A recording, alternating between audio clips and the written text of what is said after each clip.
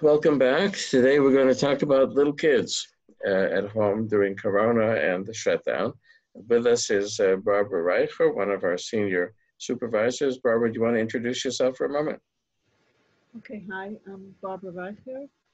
I'm a clinical social worker and a family therapy therapist and supervisor. Okay. Barbara, I'm having trouble hearing you, so I think you have to talk a little louder so that everybody can hear you. You don't want to miss it. Okay. We're just getting used to, all of us old folks are just getting used to this visual. So just talk loud, and then it'll be okay. Um, so what we're trying to do in this series is to think out loud as family and systems therapists about the challenges to the level of differentiation in the family that living at home, being shut in, worrying about the virus, so forth. So let's start to sort of imagine out loud the challenge that a family with little children, we're talking about kids under 6 or 7, the little ones, what kind of challenge that poses to communication with the children, to managing the children, to holding the children in, and so forth. Well, I think among other things, it raises huge issues regarding regulation. I'm gonna, no one's gonna hear you. How am I gonna? Just scream at me. Okay, Pretend that you're really angry at me. Scream at me. okay. I think among other issues, we're talking about regulation. Right. Israel is a country where you live outside most of the year. And you look at all the playgrounds around that are just popping up like mushrooms after rain because kids gravitate outside, and it's a break for the parents. The apartments are not big. When that is cut off, like now, it's a quandary for even very differentiated and functioning families because it's it's a pressure cooker to be all the time at home with little kids. They can't even release a lot of their energy. So it puts a big strain on even a family that's doing very well. Mm-hmm. So, in other words, one of the things that little children need, most little children, at least an awful lot of them, is a physical outlet where they can move their bodies around because their brain is not yet set up. So there's something in here that can calm them down. They need to, they need to be swung and they need to jump around and so forth. And all of that's being limited. So that's putting a stress on their body. And now, one of the things that I thought we might think about is the paradox for the parents, because usually parents do what's good for their kids, right? In other words, a 6-year-old says, but you know that I need to go outside and so you know that I need to run around, and you're not letting me. So what kind of a parent are you? And that puts stress on the parent to try to figure out how to deal with that. Yeah, I think a lot of the communication during this crisis is a communication of things you can't do, things you have to do, because we're all pressured to do our part to some kind of preventive measures. And that goes along with a lot of, certainly not a laissez-faire type of raising a child, at least Right. On the areas that are important for keeping the virus away. So it's a huge change, and I think children are also very impacted by what their parents are giving them. If the Mm-hmm. parent is uptight, if the parent is very worried, children do social referencing. They look to their parents to see how they're supposed to react. That's why Mm-hmm. it's so important for parents to try to really take a step back and monitor their own reactions, their own ability to regulate. Right. But that would fit with something that some of us heard when Dr. Laura Markham was here speaking about parenting, that if you're freaking out, don't do that. Don't do anything. First of all, take care of yourself, because if you're not at your best, you're going to muck it up with your kid and it's going to be harder to fix. So take care of yourself. So the parents certainly are very stressed. A lot of them have older parents, the grandparents, and they're worried about them. But let's go back for a minute and think about two things that have to do with how children think. One of them is when, you said what we all say as adults. We say this is to prevent. Does that fit into the way little children think, prevention? Um, that's a real tough question because the adults don't even understand this virus. And really, Yeah, we're seeing it as we go along, and with a lot of misinformation and misunderstanding. And we're talking about very abstract terms. You can't see the virus concretely.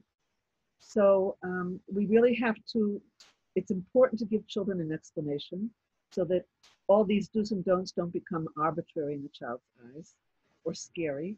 right. But you have to suit the explanation, of course, to the child's developmental age. Mm-hmm. And there are some good cartoons online, and I've seen a lot of good literature put out on ways to explain to preschool children, school-age children, and it pays to invest in that. It doesn't have to be a long talk, but it is important to talk. That's the thing, not just to all of a sudden have these major changes in our way of life without giving the child any kind of heads up or explanation of why. Right. In other words, all children have no idea what a coronavirus is, what a virus is.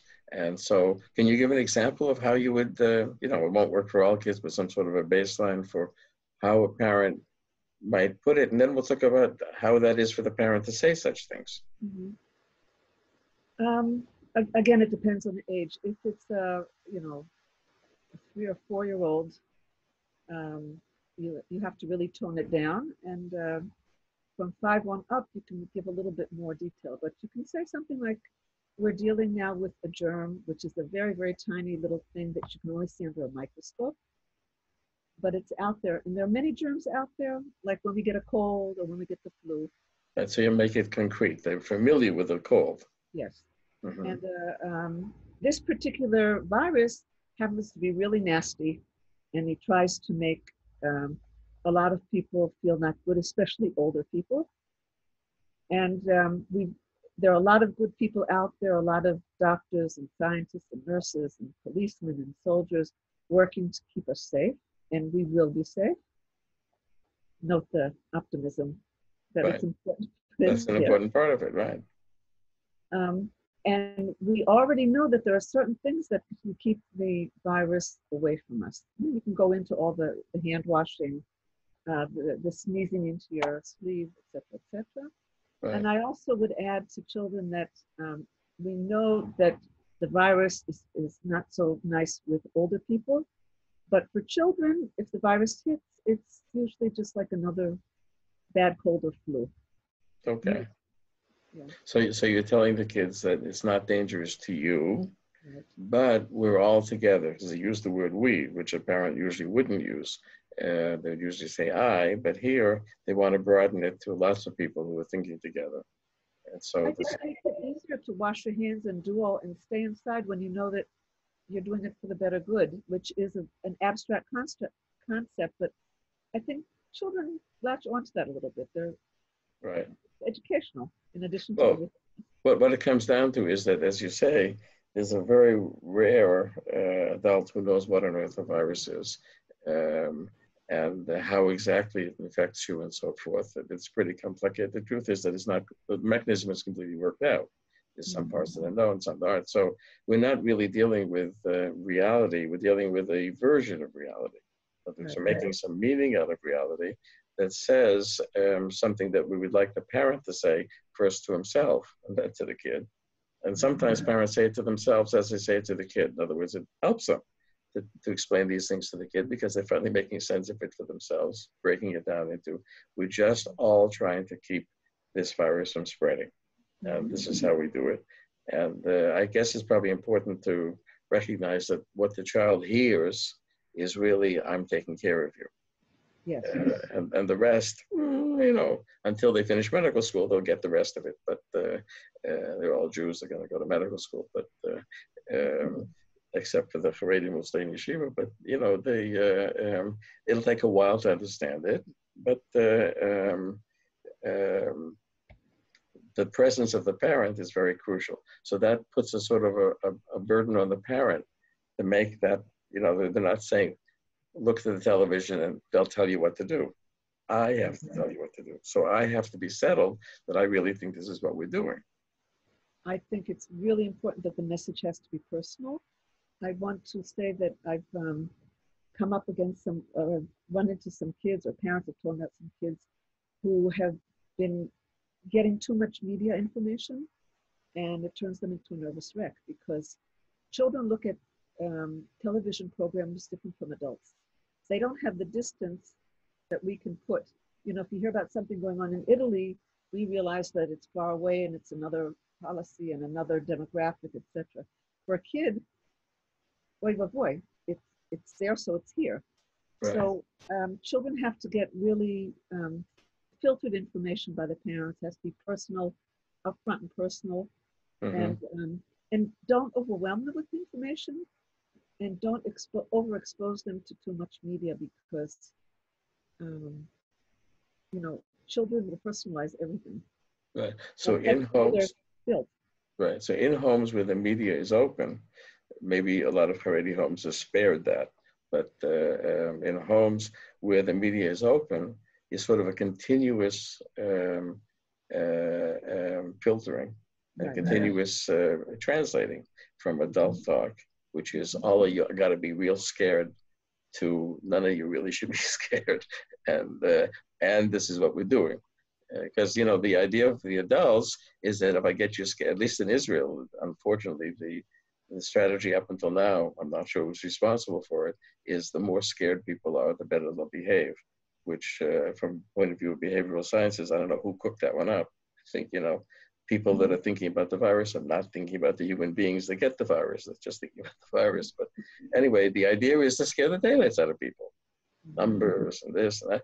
And that isn't what gets kids to behave. Right. I think we have to think proactively. In other words, we're washing our hands, we're staying inside because this is going to do something very positive ultimately. That Right. makes sense. That's not a scare tactic. Right. That's something that kids can grasp. Well, as a matter of fact, you know, you could think of it, you know, I was in medical school. They taught us how to scrub. Before you went into the operating room, there was a 2-minute scrub. There was a particular way of doing it. And you sort of had to think about it. But what made you do it right? You were scared out of your wits that you were going to infect this patient who's you're about to open their body up. So you had that in mind. But nobody has that in mind with the virus. So it might be worthwhile, you know, some of the stuff that shows you how to wash your hands. I mean, we won't talk about how to blow your nose, we'll put that aside, but let's say the stuff about how to wash your hands. For children, might be good to make up a song. Yes. In other words, to turn all these things that they're doing into something that's pleasant, that is connected, and this is how we wash our hands, and we go to the virus, something like that. Right. Yeah, talk about the virus is really nasty, and we can be angry with the virus. That's you know, projected. That's totally fine. Right. I want to go back to the families that might not be so connected to the media. Right. And reiterate, because I think it's really, really important. Children think very egocentrically. In other words, the world revolves around them, and that's totally natural the younger they are. And if children do not get an explanation, their imaginations are going to go wild. And the imaginations are going to go wild in a not very pleasant direction because they're sensing the tension, they're sensing that mom and dad aren't behaving normally, and they're liable to blame themselves or feel that they might have done something wrong. So it really does pay to invest a little bit of time. It doesn't have to be long into the night conversations. Right. But also, if the child is not reacting or seems to have changed, become very quiet, very inward focused. Barbara, I think we just had a internet disconnect. You back? Yeah. Yeah, we lost you for a moment, or probably either your internet or mine. So the last sentence that you said, you have to say again. I don't remember what that was exactly, but I'm just saying that some kids might not misbehave, but they might get very inwardly turning. Right. And it pays to ask them how they're doing, you know, not to just accept that as okay, a run-of-the-mill response. Right. So we don't want children to use their imagination too much in this case. We actually want to contain their imagination, because this Western idea that the more you imagine, how marvelous that is. But when it comes to being frightened, the last thing you need to do is use your imagination. So parents have to create a story. It's like everybody is reading their kid the Corona story. And sometimes what parents have to do is to convince themselves that this is what they have to tell their kid. And if the kid says, "Are you sure?" the parent would say, "I'm a parent. My child needs to know that I'm sure." And the parent says, "But I'm not sure." But the answer is, "Yes, of course I'm sure." And then the rest can be worked out later, because it's all filtered through the parent. So a parent can't not know, but a parent can know that they don't know, but then say something as if they do know. And that's telling the truth. In other words, that's talking to children like children.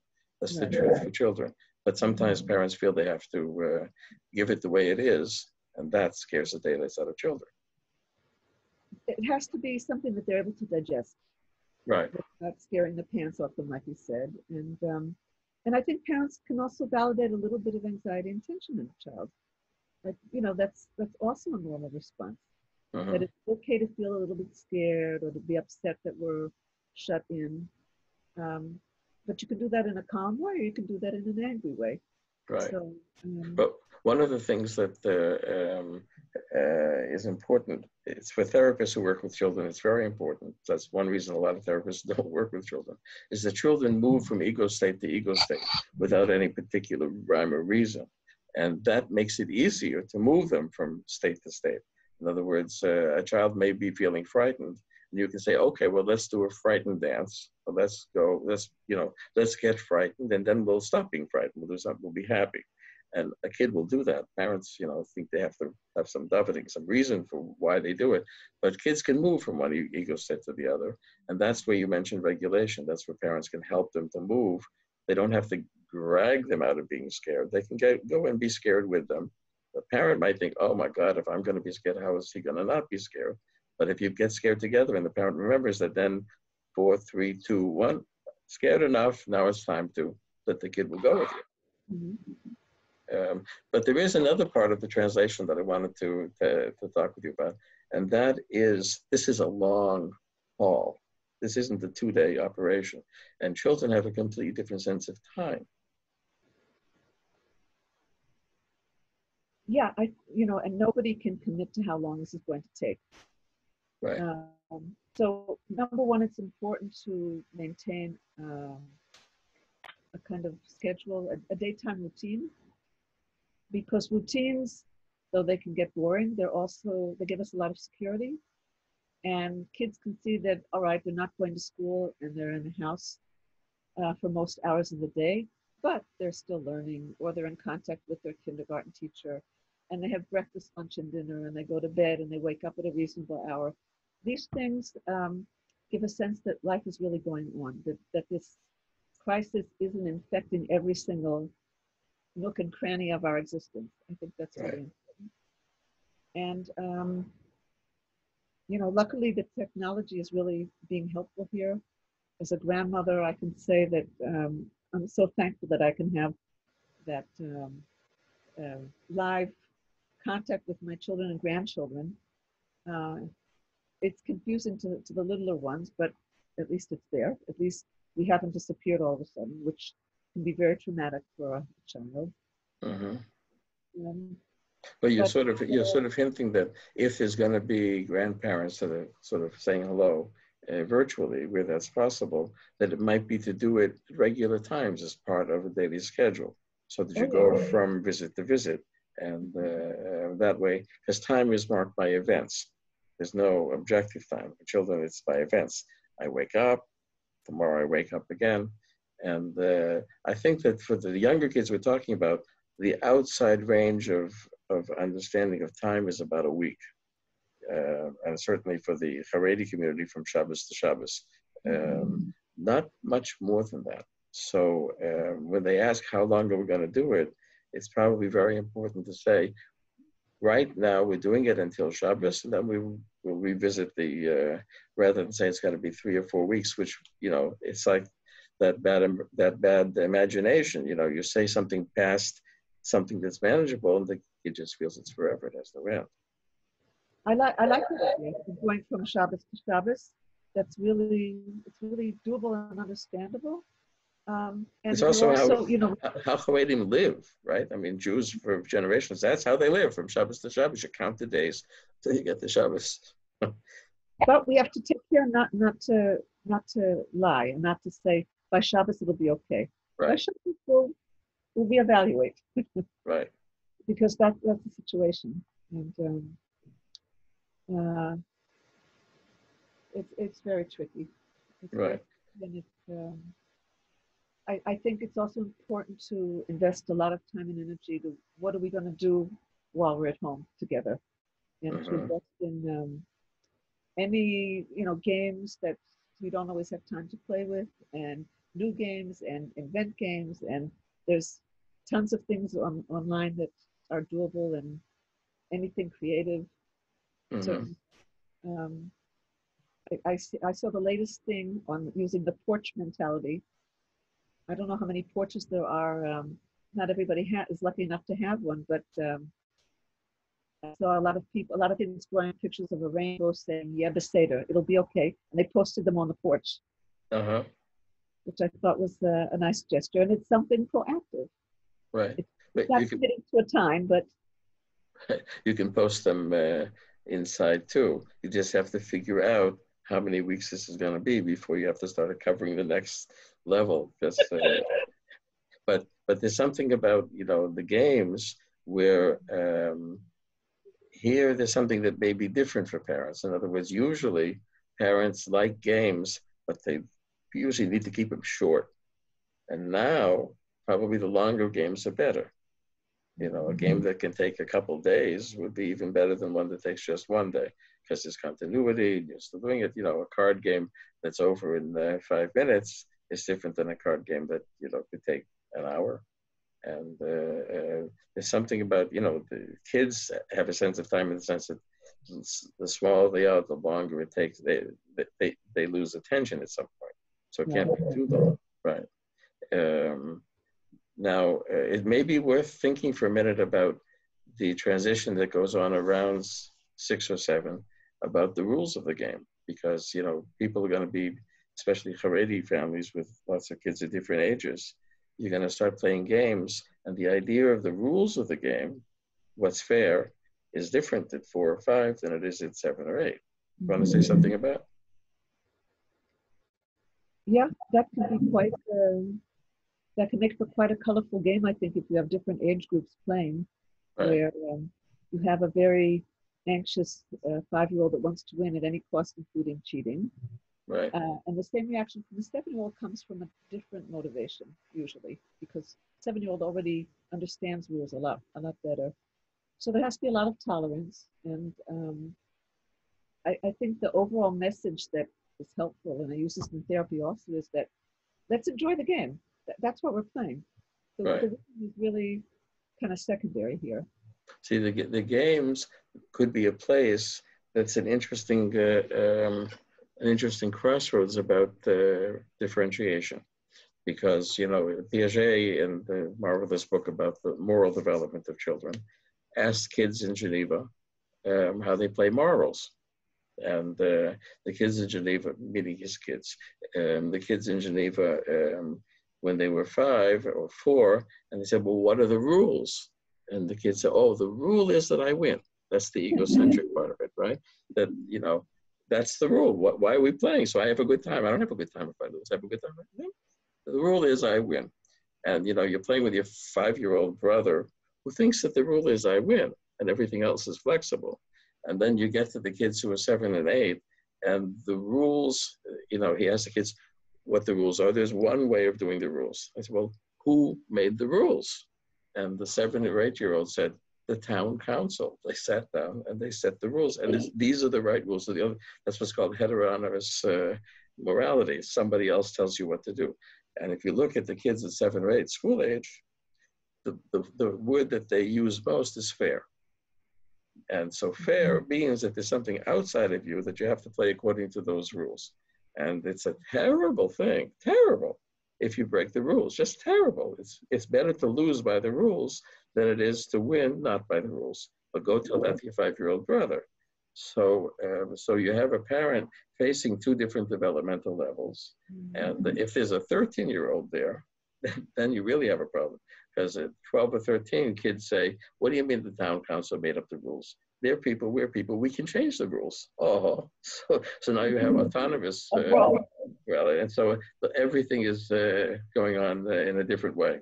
So it's important, if you think about differentiation in the family, it's an opportunity, but it's a challenging one. And here therapists sometimes can help parents to look at the different kids and say, look, everybody plays what's right for them. And we'll all together, we can play something that's fun. How about the deal is, I decide whose rules are what for who. And we figure it that way, because if you want to play just 7 or 8-year-olds together, then those are the rules. If you want to play just 5-year-olds together, those are the rules. But to play together, we have to do a way that we recognize and celebrate in some ways how we're different. Yeah, it certainly is challenging, and it's also, I think, a good exercise for the children to realize that they're all individuals and they all look at things in a different way, and how tolerant can we be of the fact that a brother is younger and he sees things differently. Right. But it's not easy, and it also pays to have kind of a number of games that are different, that are not winning games, that everybody can express themselves type of games. Right. And there are a lot of those out there where everybody can feel that they can do their thing without having to get into that quagmire of different moral stands. Do you think it would be good for some families, maybe more creative families, to create a coronavirus game where, you pick up a card and you have to go into the closet, you pick up another card and you can actually go to the super, things like that?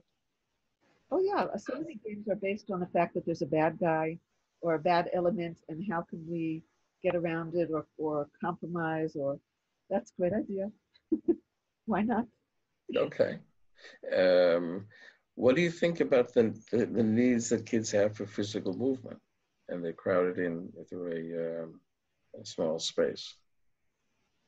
Well, I don't know how this would fly in the Kavadi community, but I know in other sectors there's a lot of downloaded Pilates courses or exercise videos, and parents and children can do that together. Mm-hmm. And you can also do that without a video.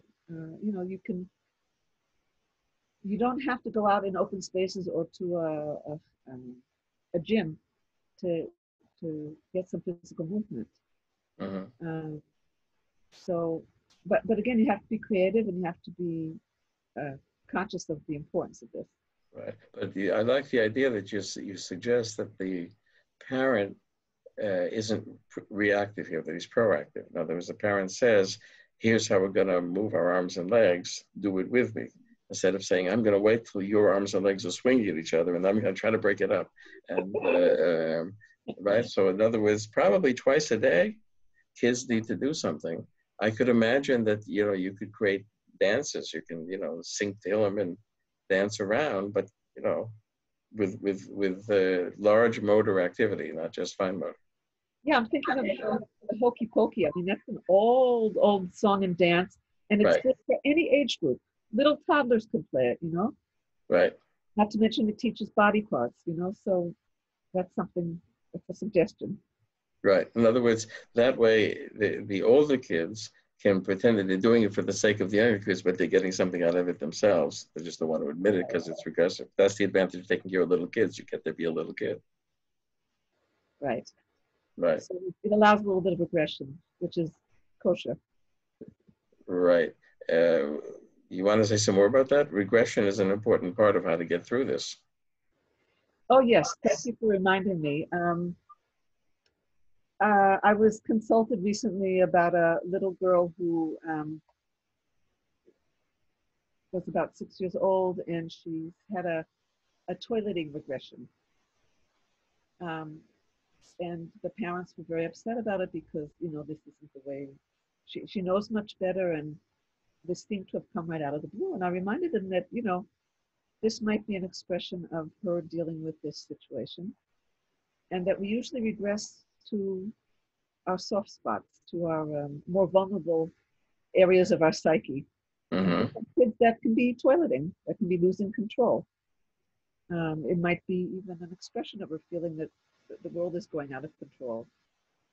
So I think that puts it in a much better perspective than thinking, oh, she should know better, or she should be way beyond that. Or that the child feels totally humiliated. It's hard to, Right. right. Definitely, that's another piece of it. So in other words, under the stress of being at home and this frightening experience, we want to see a kid as having a sort of an envelope of development, not one point. And sometimes in the envelope, you go back, sometimes you move forward, and that the developmental stage is a little bit more flexible because they need a space for regression. They may also make progression because there's something about making it work that actually makes them move ahead, but that they need the room to move back to. And that parents shouldn't see that as a failure. Yeah, I think adults go into regressions. They just look a little bit less concrete, and uh, and sometimes a lot of adults aren't even aware of them. This is something that is very noticeable to the whole family. Um, but if it's treated with a little bit of understanding, I think Right. probably Probably one thing that's going to be happening pretty commonly is that kids are going to wet the bed. yes. You want to say something about how you would see that being addressed? Um, wetting the bed is it can be interpreted on many different levels. One of which is that I want to feel contained. I want to feel warm at night, and it's also might be a sign of I'm so tense during the day that at night I just let go of everything, and the faucet opens. Um, I think I would take a proactive approach with this as well. In other words, first we have to be understanding that it might be a regressive symptom of the fact that the child is feeling the crunch of the crisis. And then the proactive piece would be, okay, so help me strip the bed and put it in the washing machine. Right. It's something concrete that you can do, and don't make it any more of a deal out of it. Mm-hmm. In other words, to contain it just as what it is, which is a wet sheet, and not make it more than it is. And maybe it's important to tell the child, listen, this is a sign that you're human. And when we're children and we're frightened, that's the sign that we're human. And Right. don't worry, it's not you, it's the time period, it'll go away. You'll stop wetting the bed when we start living normal again. Mm-hmm. And in the meantime, help me with the laundry or something like that for the older kids. In other words, we should allow a lot of leeway at this time period, also for ourselves. And on that line of thinking, I want to mention parents can get very upset, very nervous, very hysterical. We're out of aquagel, we can't get masks. What's going to be financial worries, etc., etc., etc. Right. And that's also human to lose it sometimes.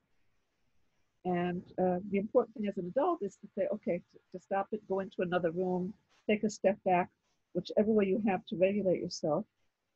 And you can always explain it to the child that I was having a bad moment, or I was a little bit upset, but now everything is fine. That's Mm-hmm. also human, and I think that's a good way to model humanity. Right. So the parent could do it by themselves, or they could say before they go out of control, they say, there's something that really helps me to relax, or in the Haredi community to restore my bitachon, things like that. And here's this tune to this particular psalm, and let's just all lie back and listen to it, maybe sing it together, and maybe breathe through it, something like that you could actually do together, with or without playing it. You could sing it if it's a musical family. In my family, people just start laughing at where the tune go to. But people who can hold the tune, that's a special blessing. And and then that can also be proactive, the same way that jumping up and down can be proactive, that every couple of hours, just mellowing out for 5 minutes before people freak out is, then you can do it together. Once you're already freaking, then I think what you're saying is the kids don't need to see that. You just say, I'm going to take care of myself for a couple of minutes. But before, it's possible to just make that sort of like maintenance, that you put it into your day, that this is how we keep ourselves calm. Yeah, a maintenance can be also a psalm, it can be singing, it can be yoga, it can be mindfulness exercises, which are also, it's also a bit of playing, and so it's something a child can really get into and enjoy. Give an example. What's a mindfulness exercise with a 6-year-old? Deep breathing, where in one hand you hold a flower and the other hand you hold a candle. So you smell the flower and you blow out the candle, for example. Okay. And you pay attention to how your body feels when you're doing it. Right. Right. And if any thoughts come by, you just let them come and go like a cloud. And you're just sitting on your breathing. Mm-hmm. In other words, you also learn how to let thoughts come in and go out. Mm-hmm.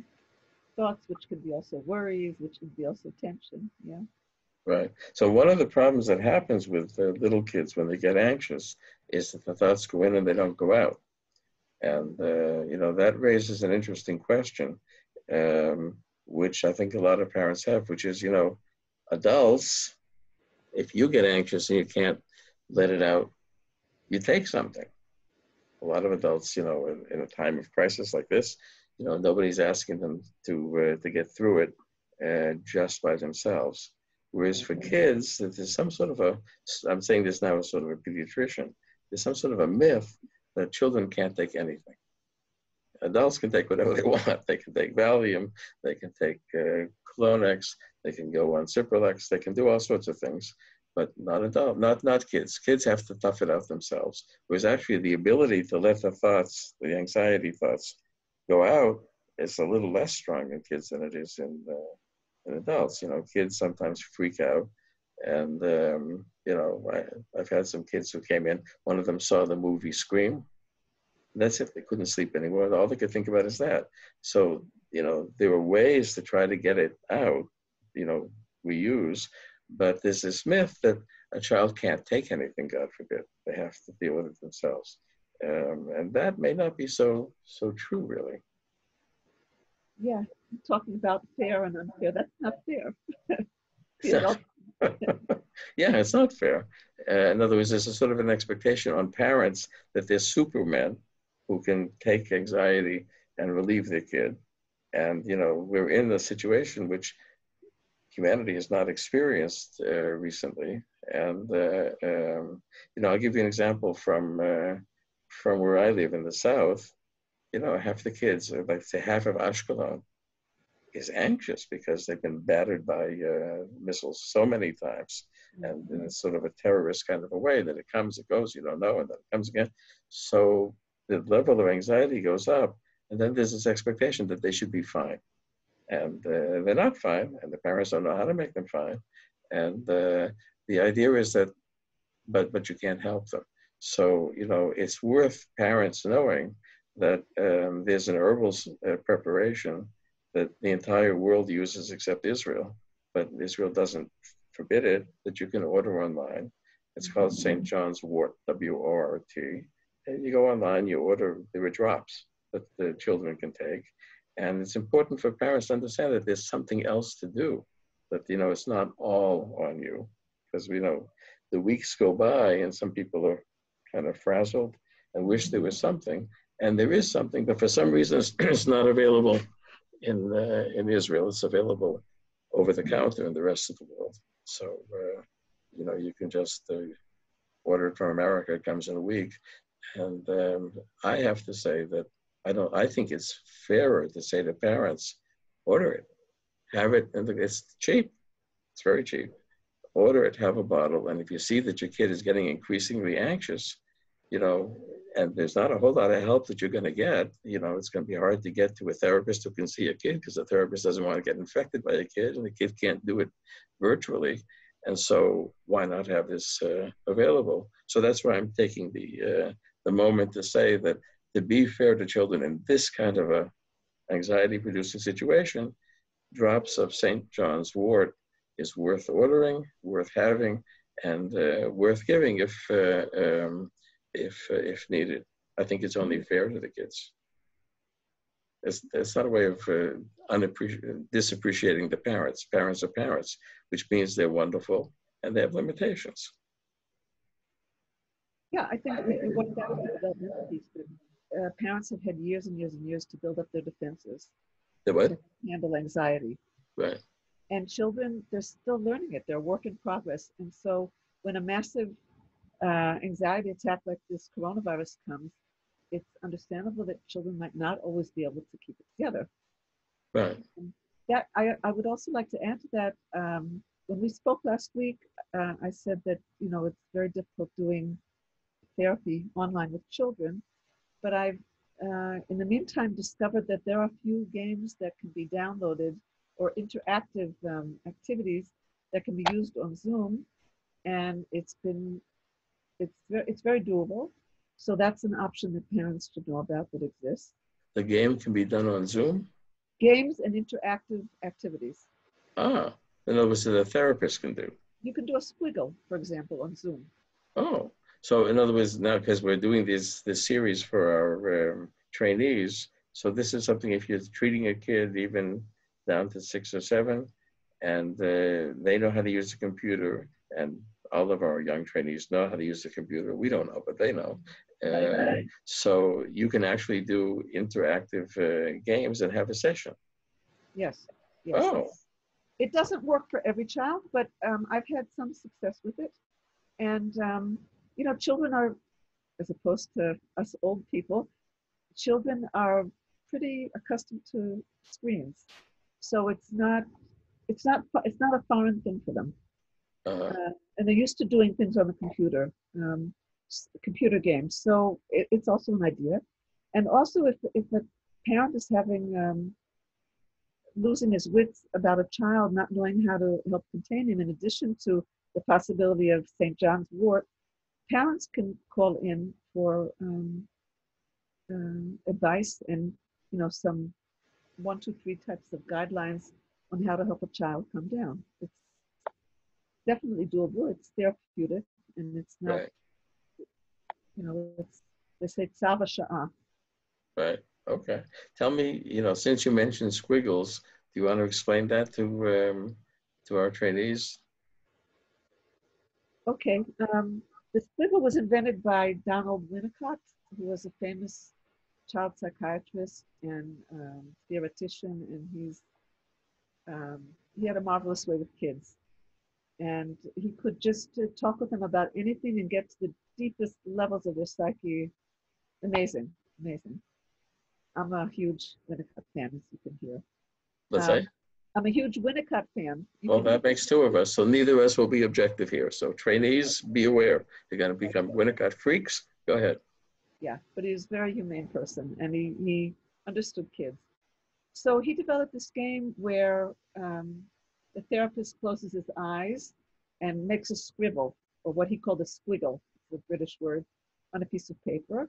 And then the child has to take that squiggle and add or cross out things and make something out of it, make some kind of a picture out of it. And then you switch sides. The child closes his eyes and makes a squiggle, and the therapist has to turn it into something. And you go back and forth in these mutual squiggles until it peters out. And you'd be surprised how it opens up almost a direct inroad into the unconscious mind of the child. Mm-hmm. Things come up that wouldn't have come up in a regular conversation. Right. Sometimes it's symbolic, and sometimes it comes directly out. And you don't have to be a great artist to do this.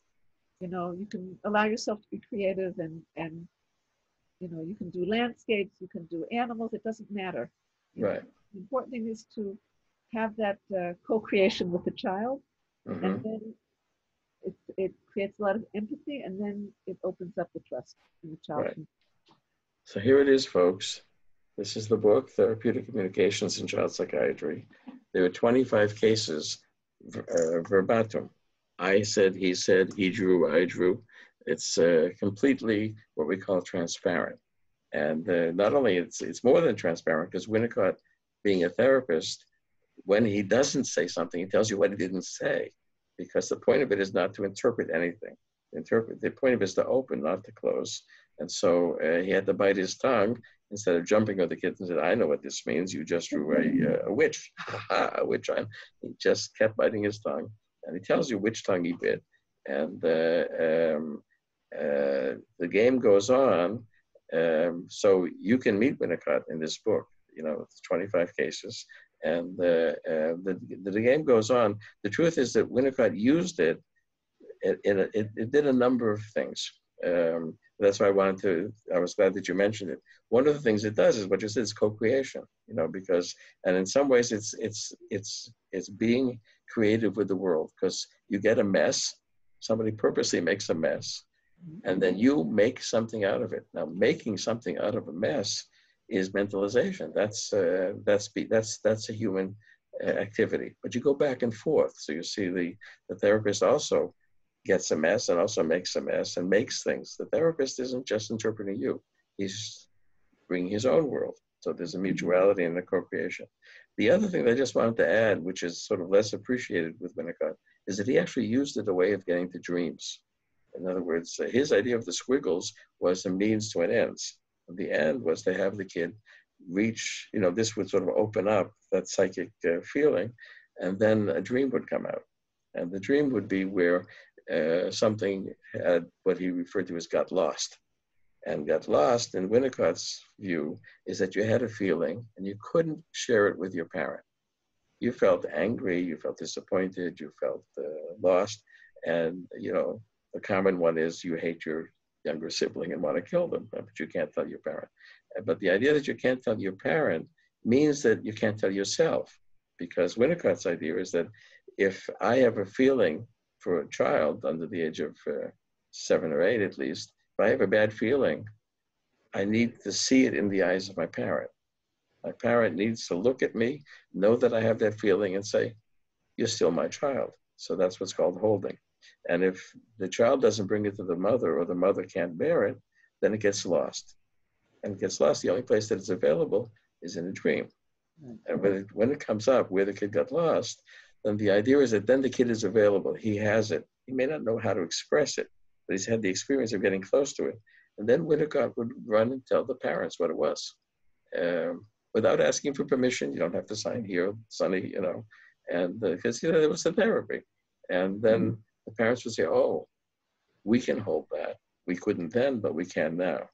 And, the reason that I was glad you brought it up is because I think that this question of will children get lost in the middle of the Corona crisis is very important. In other words, kids will be feeling, especially kids if they're in a home where there's lots of different kids and lots of different, activities, that they're going to have feelings that they can't share with their parents. I'm feeling neglected, or I'm feeling it's not fair, or I'm feeling that, I wish the virus would come, and so forth. And, children's fantasies. And if they can't tell their parents, then they can't tell themselves.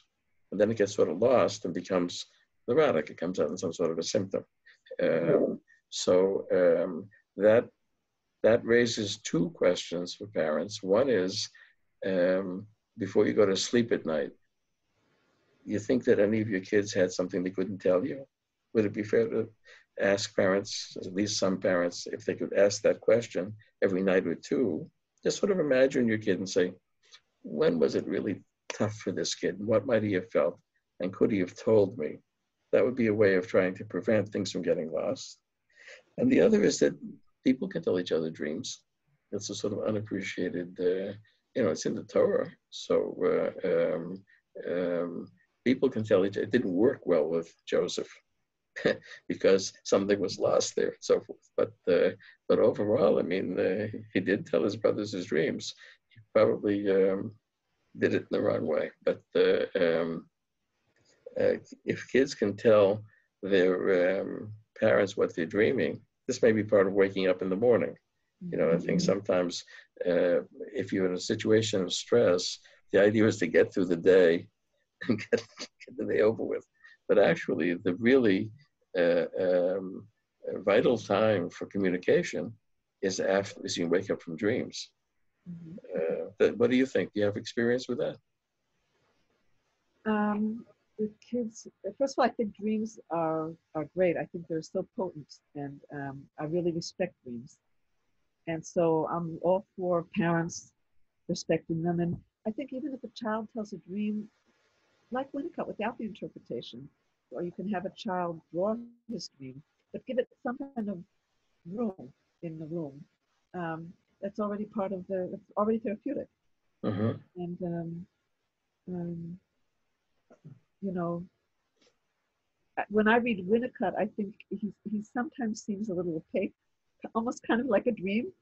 Right. And that, you don't get all the answers from him, but he stirs up a way of thinking that if you go with it, if you run with it, you'll interpret the dream ultimately. Right. Well, I think opaque is a very useful word here, both for therapists and for parents. In other words, there are things that can be communicated that you don't know exactly how to say more than what it is. But the fact that it's been communicated is terribly important, and the feelings will figure themselves out. So sometimes if a kid tells a dream, the idea is not to interpret the dream. Although, kids under 5, it's impossible not to understand what the dream is. But on the other hand, it's also very important, I guess, to recognize with littler kids that they don't know what it is. In other words, if, we may see sometimes in some homes that parents are going to be playing open play with younger kids, and there's going to be some sort of a scene going on. And if the play is going very well, the parent is going to say, "Oh my God, look at who he wants to kill here," right? And on the other hand, the kid is making very good use of play, and the kid has no awareness that that's what the reality is, because that's how play works, that they don't have to think about reality and fantasy. It all holds together. And so sometimes parents will see play, and it's helpful for therapists to remind them that as long as the kid is playing, let him play. You don't have to say, no, you can't do that. Your brother, it's true that he just threw, I once had a kid who was playing. He went to the roof, and then the baby, the boy dragged his father out of mother's bed, took him to the roof, and threw him off, right? Now, playing. well, a therapist has trouble not saying, aha, Oedipus has arrived. And a parent has trouble not saying, Gewalt, what kind of a monster do I have here? But what you have is just a kid who's dealing with things. And as long as it's being dealt with in play, then the kid's making good use of play. You don't want to interrupt it. And then you get to a situation of play satiation, that you've played, and the play has done, you've had experience with it in that realm where it's not reality, it's not fantasy, it's both together. And you're happy. And you're not going to kill your brother. You don't have to, because you just did it in play. This is all sort of worked out. But it's, you would think that in a time of anxiety like this, that play is going to be a very important vehicle, fantasy play, for some kids. And it's important maybe to help parents who usually don't have time to pay attention to it. So that's the kid plays and the parent is in the kitchen, everything is fine. But suddenly, you're spending time with them and say, holy God, what kind of play is this? So it's worth having people understand something about the realm of play, that the whole point is that it's not reality. And it's a beautiful thing. It's a creative thing. I think there are some upsides to this crisis, and I think parents are really getting to know their children in a much deeper way than Right. from all this time together. Well, now there's a very deep sentence, because that's not easy for some parents. In other words, it's easy for any parent. Let's be honest. It's not easy for any parent. Right. But I'm saying you can take out of that something very important, because it's you can resonate with your child on a much deeper level now, after having seen him 24/7 for Right. hundreds of days or weeks. as long as you can tolerate it. Right. Right. Because there will be some families, you know, that I think that we sort of all anticipate that, unfortunately, those are the families that get the media attention, that, you know, they're going to come out of this better than they went in. In other words, they had this time for intimacy, they had a time out, they weren't so worried about money for whatever reason and survival. And it worked out to be, in America, they call it a staycation. You know, that you got to hang out with your kids, get to know them better. You were calm enough to get to know them better. And those families, the level of differentiation will rise. But we don't want to make it seem like that's everybody, because I think it's a minority. And most families are going to end up doing more regulation and just sort of getting through. And if they have moments here and there where something clicks, that'd be just marvelous. Those are great moments for sure. Mm-hmm. And I think parents have to be aware that there can be, even if they're sporadic, there can be sporadic good moments. I think that's an important message for the kids too, that despite the hardship, there's still some lights going off here and there. Mm-hmm. Well, now here's a hard topic, but I think we probably ought to not ignore it. Here we are, both grandparents. And I think we have to recognize that, at least in Israel, some small children will be losing grandparents. Yes. Hopefully not me, not you, but that's going to be part of the experience, and it'll be in a different way. So maybe we should talk a moment about how to handle loss of grandparents with the younger children. Wow. You don't have to. I've been repressing this, but you brought it up, and rightly so.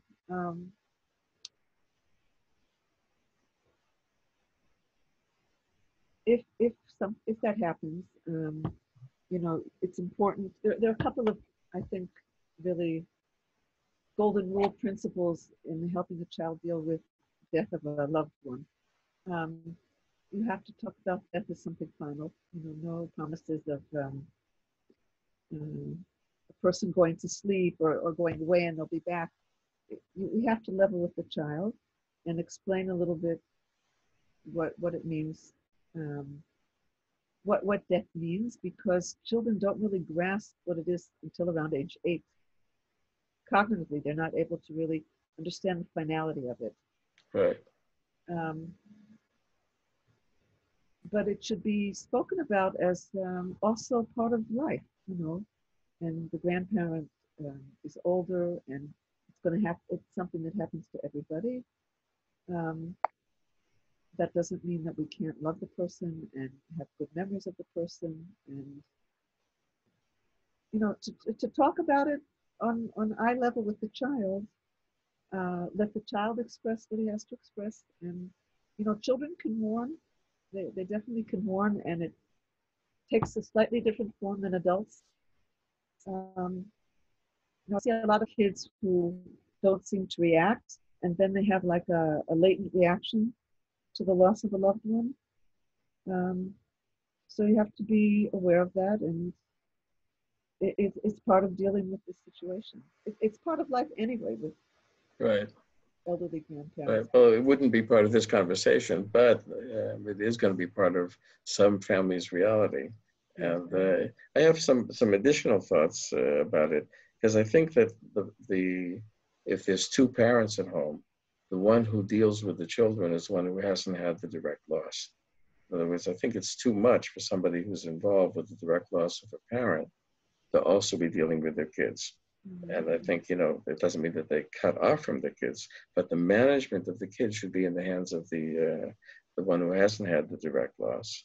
And, you know, right now we're in shutdown, but in principle, there are many different customs regarding children and graveyards and ceremonies. So I'm not going to talk about the customs, but about how I think it is for kids. I think the default for kids under adolescent is that they're not invited to funerals. But if they say that they want to, then it's overcome. I think the default for adolescents is that they come and they can overcome it if they don't want to, because kids know what's right for them.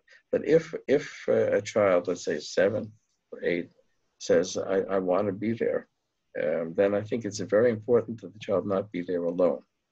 And there, I think, if it's, let's say, the mother's father, so the child can't be in the mother's care. Mother is busy with herself. It's not the right thing to do. She won't be available for the kid. And I think the father should be there for the mother, which means that that's what uncles and aunts are for. And we're talking about the uncles and aunts that are not the children of the deceased. In other words, people who are not directly mourning or indirectly mourning. Whoever is closest to the child gets assigned that child. And it has to be planned with the child that this is the person who you stay with when all of this is happening, so that mommy's free to, and so forth. But they know, and the person agrees, so that there's somebody with that child, so the child isn't alone when whatever they experience. It has to be with somebody. Does that make sense to you? Oh, it makes a lot of sense. Sure. It's the worst thing to be alone with something like that. Right. And it's like a double whammy, because then the child sees that the parents aren't really free to be with him, and that leaves him alone with all these with this Right. situation. And then the other thought that I had is that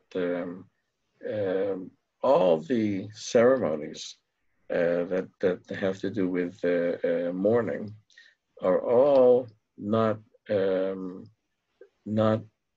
child friendly.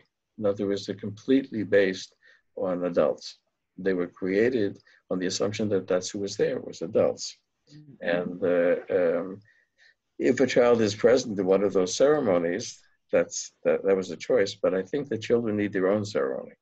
In other words, aside from the ones where everybody comes and do things that make no sense whatsoever to children, that there's a time, with a grandparent, let's say, the parents pick a time that's right for the parents, and they go to the cemetery with the child, just with children of a certain age, and they make their own ceremony. They talk about memories, and they can cry together, and they can mourn, but without other adults around. In other words, without adults doing adult things, because I think that a child, there's no reason why a child shouldn't be able to take the ceremonies on, but in a childlike way, in a way that is downsized to the children. Does that make sense to you? That's a wonderful idea. And there are a couple of good books out there also that can help. I find books can be very powerful tools for kids when they see that other kids have been going through. When they hear a story about another child that's in a similar situation, that can be of help also to parents sometimes. It doesn't know how to put things into words. Right. And then we should just remind ourselves of the first word that you used, egocentric, which is that, a child under the age of 8 is pretty sure that it's my fault. In other words, and there is the child under 8 who wasn't mad at grandma sometime, right? Or grandpa. And so, and they could easily just be mad now that you left me, and can't put together the reality that wasn't your fault. So you left me. I feel angry. That's why you left me. That's childish inversion of. But it's a terrible weight to carry around. Wow.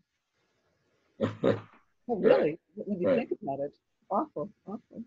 Well, actually, right now, I have to say that I would change the Hebrew that's being used about the virus, because it's a little. I think it's a little violent, and I think it's troubling for children. They say, "Oh, he'd be it oto." You say somebody, and they say, well, somebody was at this wedding, and then he went and infected everybody. And it sounds like, but a child, but who we think are the big ones who infecting everybody is children. They're the ones who are dangerous. So that creates something that I think I would rather say that Mishu nidbak mi Mishu. Somebody was, caught it from somebody, and say that somebody infected somebody else. I think it's a horrible form of language, but that's what we have right now. For some reason, that's how everybody speaks. I don't think it's good for children to hear that, because, and then they say, don't go near grandpa. And they said, oh, I need a bico do, you know. So it's a little bit to a child's world. Yeah, that's what it is. You know, I've infected you. They don't know what it means, but it's a childish way to speak. So it's too strong for children. You know, it's. Right. And wow, that's going to be a difficult distinction to make. That it's the coronavirus that's infecting, not the person. Mm-hmm. But I think it's something to keep in mind for sure. Right. Right. Okay. Any other thoughts, things that you think that we should help our trainees to keep in mind? I would quote Winnicott here also. Winnicott had no problem saying when he heard something. I'm sorry, I can't hear you. What? I said Winnicott had no problem saying in a session, I don't know, if he really felt he didn't know. Right. In other words, we're living with the uncertainty of a virus that for now there's no solution to it. So we as therapists can also, we don't always know, we have to entertain and contain the uncertainty. And that means also, if we're doing therapy or doing a consult, we might not always know exactly what to say. And that's also human, and that's okay. Right. But we should think about it. We should consider others. And we're all in this together. We're all creating things as we go along, ultimately. Right. So it's the music of I don't know. You know, you can say, I don't know. Or you can say, I'm here and I don't know yet, and we'll think about it. Right, exactly. So that's true for therapists, even at the very beginning. And it's true for us towards the end, that there are things we don't know. And this one thing about the coronavirus is that there's more that we don't know than we do. So that's one of the reasons for this kind of a conversation, is to try to let our trainees hear people who supposedly know, not know, and think out loud and try to create, and they're part of that conversation. So hopefully we got that message through. Oh, I don't know. I don't know. Yeah. Great. Okay, Barbara, thank you very much. We're going to stop the recording.